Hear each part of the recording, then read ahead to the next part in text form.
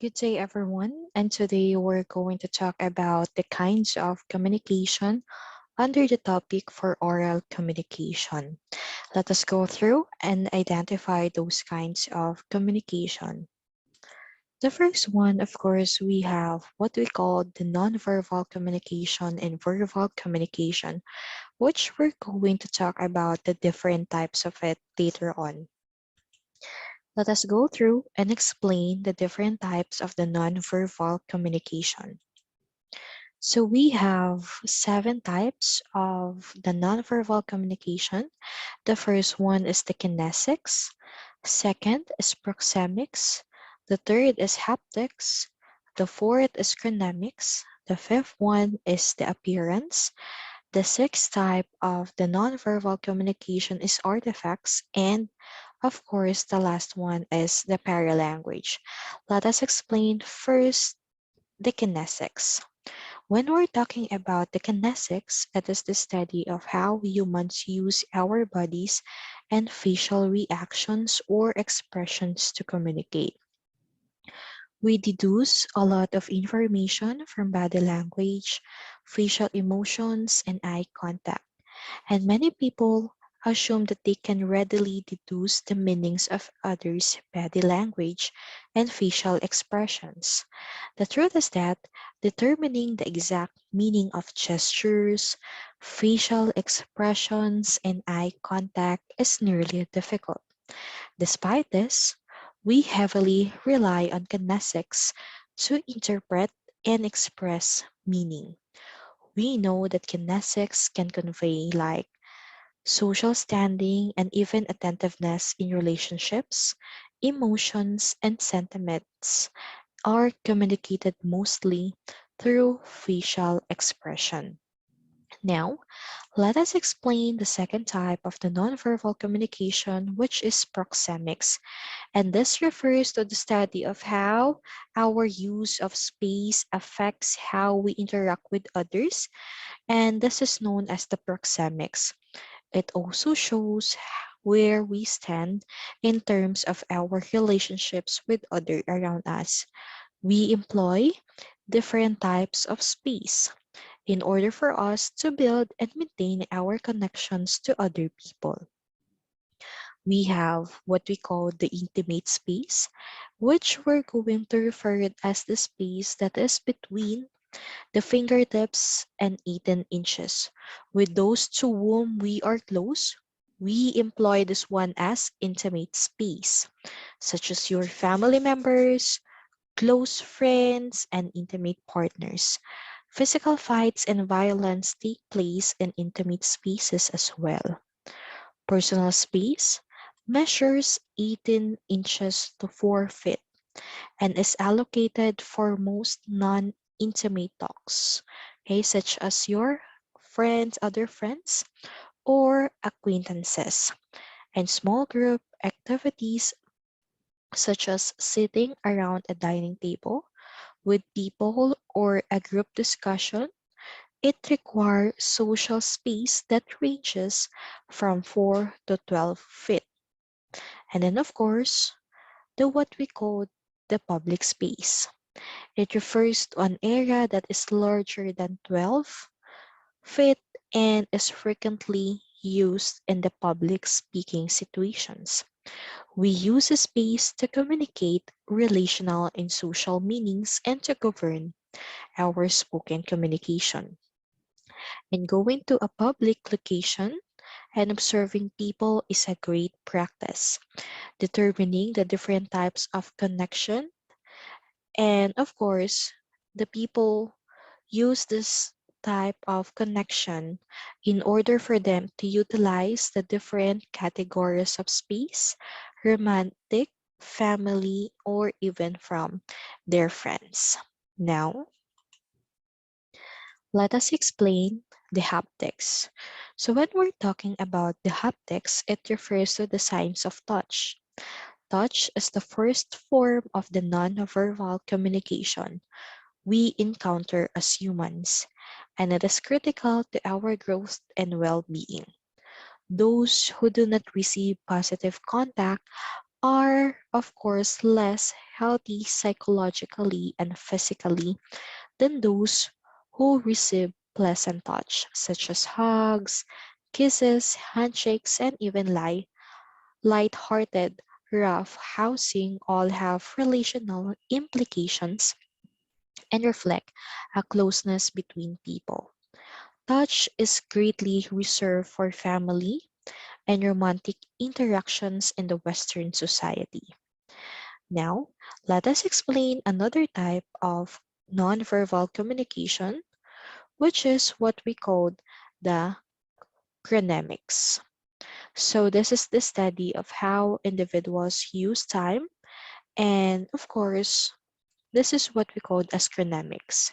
Are you a person who is always on time or early? Or are you a type of person that is always late for events? Our use of time sends a multitude of meanings to people around us.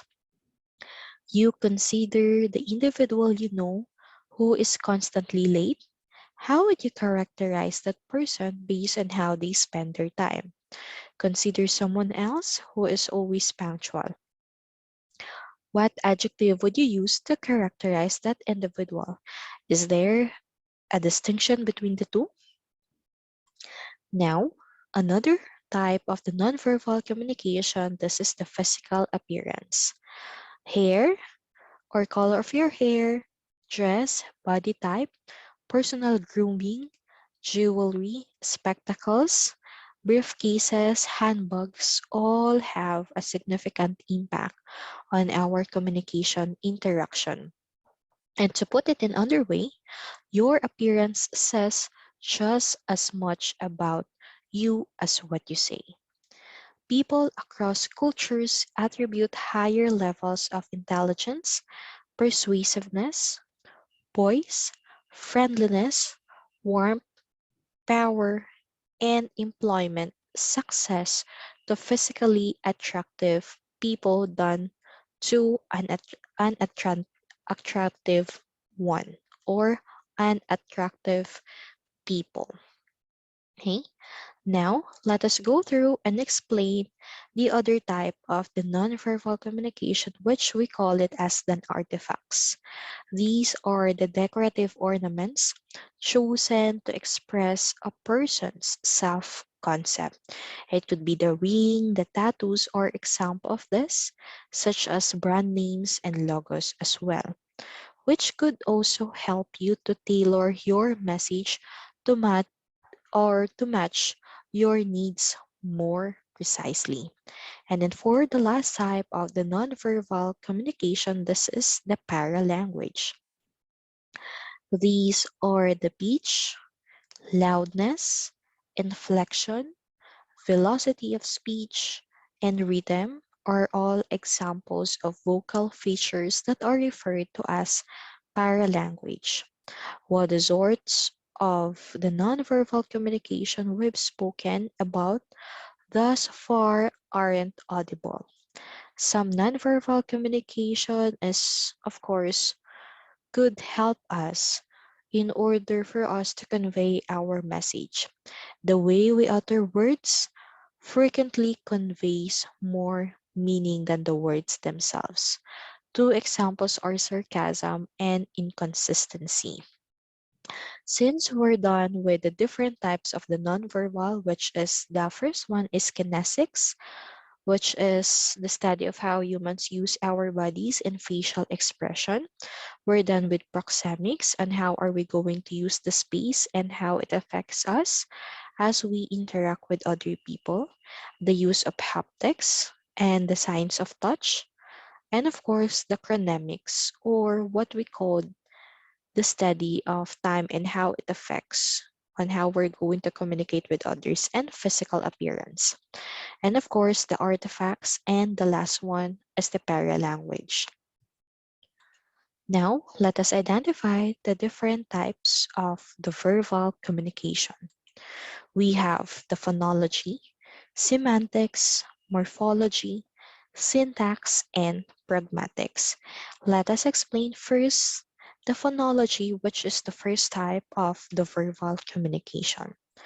When we are talking about phonology, it is the study of phonemes, which are the speech sounds of an individual language. A phonologist could answer the question, why do the word but and tub have different meanings even though they are made of the same sounds, such as t, and b. Okay, now let us go through and explain what is semantics. So when we are talking about the semantics, it is most generally talking about the meaning of the sentences. Someone who studies semantics is interested in words and what real world object or concept those words denote or point to. Now, let us go through to the third type of the verbal communication, which is the morphology. Morphology is the study of words and other meaningful units of language, and those are the suffixes and prefixes. A morphologist would be interested in the relationship between words like the word dog and dogs, walk and walking, and how people figure out the differences between those words. And of course, for the fourth type of the verbal communication, this is what we call the syntax. Syntax is the study of sentences and phrases, or how people put words into the right order so that they can communicate meaningfully and correctly.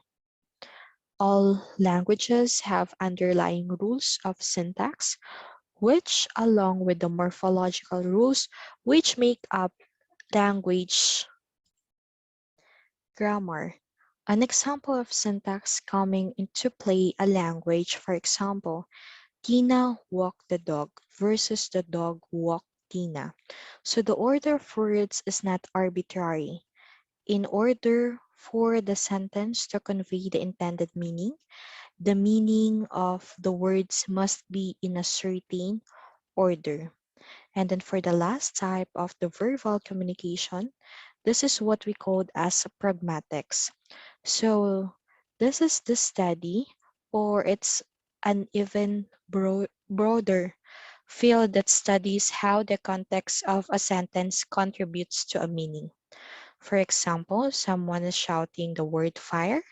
It has a different meaning if they are in charge of a seven-gun salute than it does they are sitting in a crowded movie maker. So these are the different types of the verbal communication. The first one is what we call the phonology. The second one is semantics. The third type of the verbal communication is the morphology. And of course, the fourth one is the syntax. And the last type of the verbal communication is the pragmatics. So just a quick recap, when we're talking about phonology, it is the study of phonemes. When we're talking about the semantics, it is the study of the meaning of the sentences. When we say morphology, hey, it is the study of words and meaningful units of language. However, when we are talking about syntax, this is the study of sentences and phrases and how are you going to put it into the right order.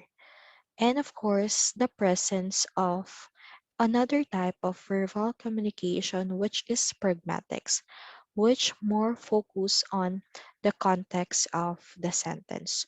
So those are the different types of the nonverbal and the verbal communication, which is under the different kinds of communication. And thank you for listening in our topic under the oral communication subject. And I do hope that all of you learned something in our today's session. Have a great day, everyone. Bye bye.